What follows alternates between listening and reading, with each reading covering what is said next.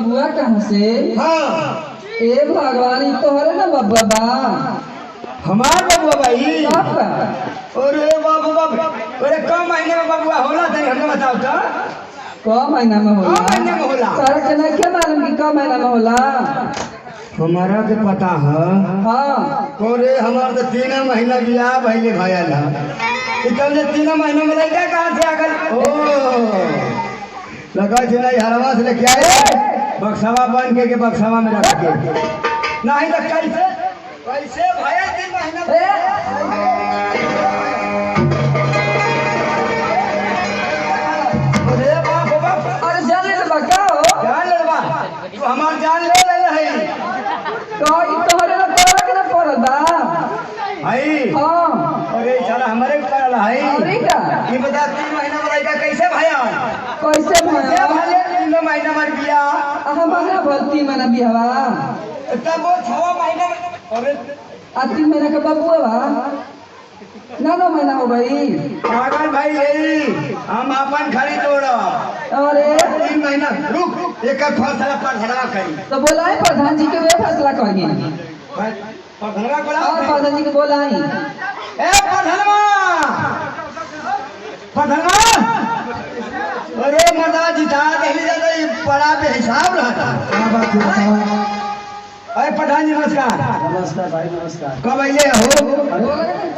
खुश रहो। हाँ हाँ तेरी हरा साथी हरा मारी भी तो क्या बात है? काय में रेलवे भाई मारत रहे आय काय मारत है? क्या बात है? ई बताओ प्रधान चुप अपन लोला बंद कर हमको कहे था प्रधान जी से हम मारू अपन ना क्या बात है बताओ? बोलो हमसे बताओ फैसला कर दे। ए तीन चीज घिसरा दे भी अपा।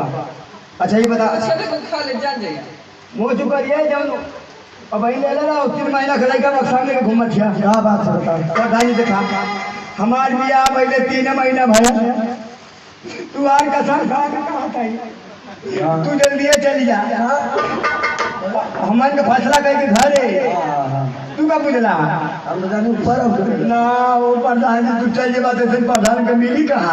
क्या बात है बताओ? अच्छा ये बताओ प्रधान जी 3 महीना हमारे बियाह भला और तब कहते 3 महीना का लड़का लेके घूम थिया अब बताओ हम कहीं मुंह दिखावे लग रहा थोड़े काले का मतलब के लड़का दूसरे का एकदम प्रधान जी तू सही एकदम नहीं पकड़ लेला ई लड़का लगा हमके नजारे में से लेके आई बक्सा में बन के का प्रधान जी लेकिन ई बबुआ के मुंह देखने करे के पड़ल बा कि ना पड़ल बा?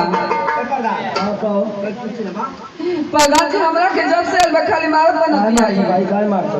ये बताओ तुम्हारे 3 महीना में लड़का हो जाई आपका फैसला कर देते। कहाँ इतना घबरा लो? तुम्हारे हो जाए बतावा नहीं 3 महीने में होई तुम्हारे नहीं। ये करे कैसे मजे तोरे ना होइता कैसे भाई फैसला का दे नहीं बात तोहरी बहन की ए प्रधान जी के गाड़ी दिहल जाला जी। नहीं पूछा भी प्रेम से प्रधान जी।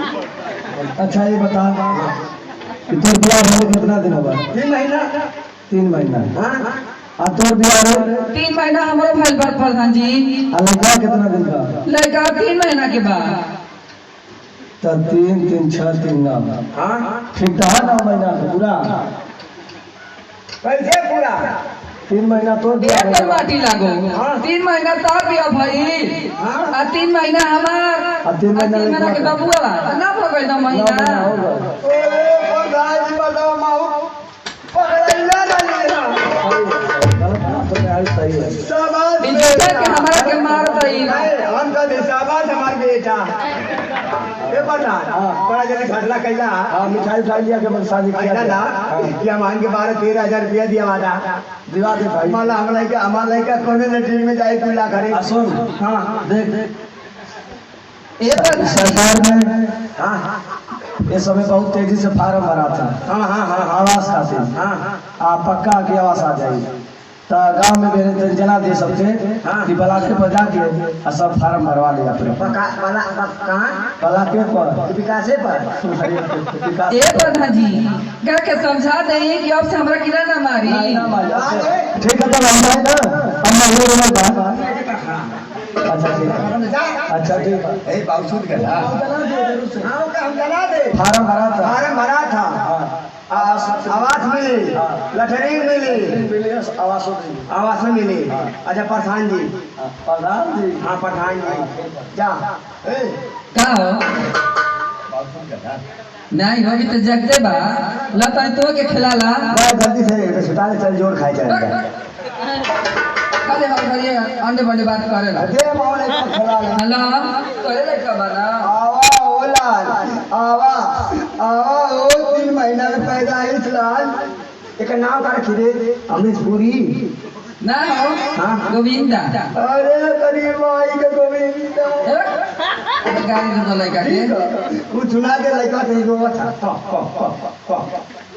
अब चला चल जा हमनी के अच्छा लड़का के जल्दी से के यूरिया और खिया खायान के दूध एक साथ के रिया खिया के अरे धान के ऊपर है लदीना बढ़ जाई हां क्यों नहीं हो लाके चला बजावा आके जल्दी सुता दे हाँ ठीक बा फिर हम मेहनत करत है 3-4 महीना